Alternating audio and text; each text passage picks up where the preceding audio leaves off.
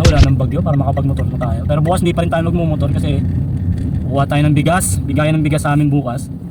So every 2 months mayroon binibigay yung company na 2 sako ng bigas, total of 100 kilo ng bigas. So 4 na bag yun at 25 kilos.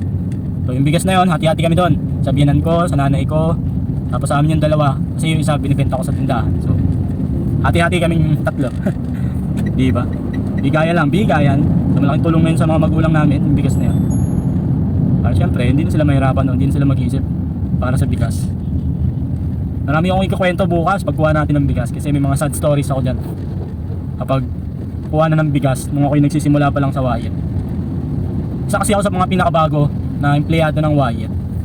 So yung mga nauna sa akin, kinukutya tayo, pinagtatawanan. Kasi nga yung gamit natin noon is tricycle, o yung hindi pa talaga tricycle parang ano lang, parang sidecar ng padyak, parang ganun. Natrapal yung balot. Tapos ang motor is Rusi. So medyo pinagtatawanan tayo kasi nga lahat sila mga nakasasakyan na. So unfortunately nauna sila kaya talagang may mga kakayanan silang bumili ng sasakyan.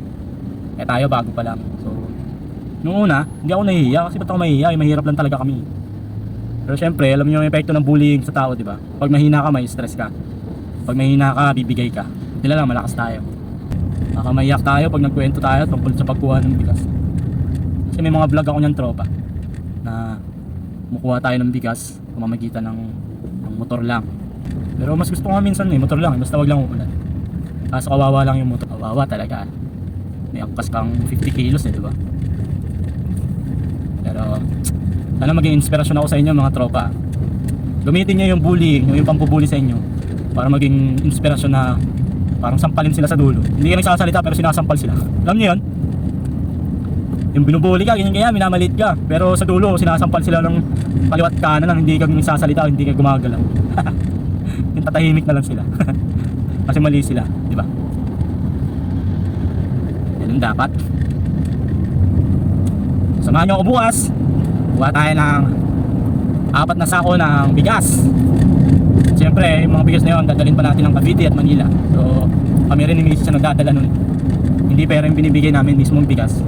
Kasi why? So, nagdala ko ng bigas, kasama na dun yung pasyal. Nakikita mo yung magulang mo, yung mga mahal mo sa buhay, diba?